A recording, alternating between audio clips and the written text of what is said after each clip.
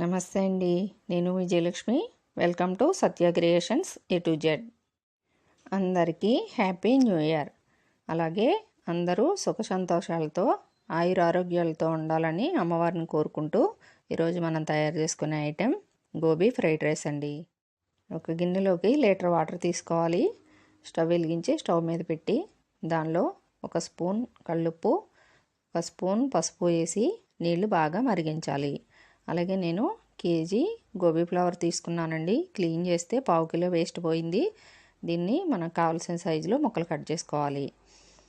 ఇలా నీళ్లు మరిగేటప్పుడు పొంగులుగా మరగాలండి. మరిగే నీటిలో ఈ గోబీ ముక్కలను వేసేసి స్టవ్ ఆఫ్ చేసి మూత పెట్టి హాఫ్ అన్ అవర్ అలా వదిలేయాలి. తర్వాత ఒక ఖాళీగా ఉన్న గిన్నె తీసుకుని పైన ఇలా స్టెయినర్ పెట్టి మనం ఇలా హాఫ్ బాయిల్ అయిన గోబీ పీసెస్ని ఇందులో వేసుకోవాలి.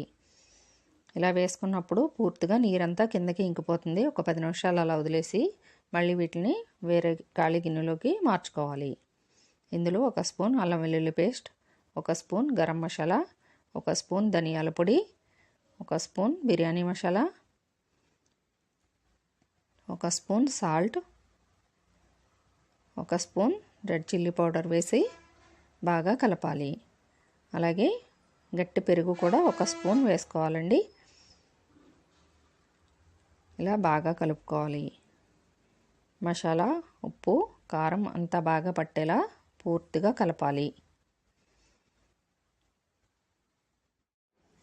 తర్వాత నేను 2 స్పూన్లు మాత్రమే కార్న్ఫ్లోర్ వేస్తున్నానండి.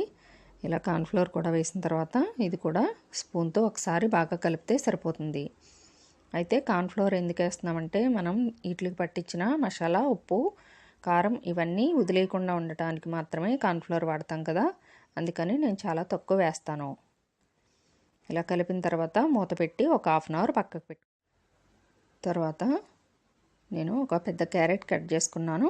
అలాగే బీన్స్ 2 ఉల్లిపాయలు కట్ చేసుకున్నాను. అలాగే 10 పచ్చిమిర్చి.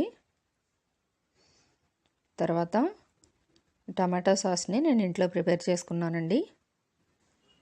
అలాగే కొంచెం అల్లం వెల్లుల్లి పేస్ట్. ఇలా మనం గోబీ పీసెస్ని ఫ్రై చేయడానికి స్టవ్ వెలిగించి స్టవ్ పైన ఒక కళాయిలో ఆయిల్ పెట్టుకున్నాను. ఆయిల్ బాగా హీట్ అయింది. దీనిలో మనం కొద్దిగా ఈ మ్యాగ్నెట్ చేసి పెట్టుకున్న గోబీ పీసెస్ని వేసుకుంటూ డీప్ ఫ్రై చేసుకోవాలి. అయితే వీటికి నేను కలర్ కానీ ఏ రకమైన సాసులు పట్టించలేదండి. అయితే పెరుగు వేస్తాం కదా, రెడ్ చిల్లీ పౌడర్ వల్ల పెరుగు గురించి మనకి ఈ ఫుల్గా కలర్ వచ్చేస్తాయి.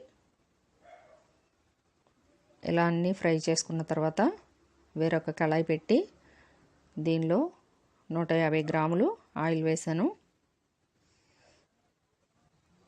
ఇలా ఆయిల్ వేడైన తర్వాత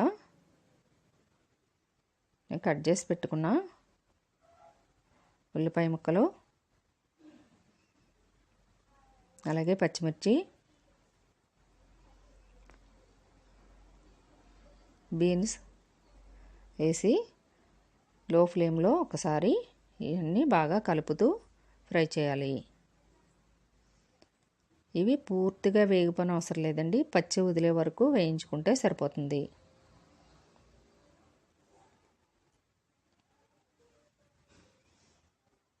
ఇలా ఒకసారి కలుపుకుంటూ ఫ్రై చేసుకున్న తర్వాత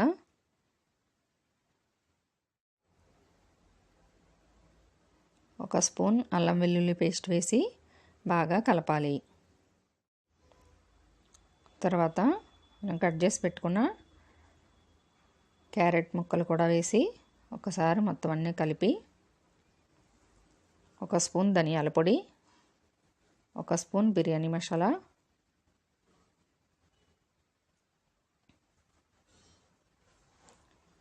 అలాగే టమాటా సాస్ కూడా ఇందులో వేసేయచ్చు. అయితే నేను ఇంట్లో ఏదైనా ఇలా అవసరం అనుకున్నప్పుడు టమాటా సాస్ని ఇంట్లోనే తయారు చేసుకుంటానండి. ఇలా ఇది పూర్తిగా కలిసిన తర్వాత మనం ఫ్రై చేసి పెట్టుకున్న గోబీ పీసెస్ని ఇందులో వేసి బాగా కలపాలి. ఈ టమాటా సాస్ అంతా ఈ పీసెస్కి పట్టేలాగా పూర్తిగా కలపాలి. ఈ కలిపేటప్పుడు గ్యాస్ని లో ఫ్లేమ్లోనే ఉంచాలి.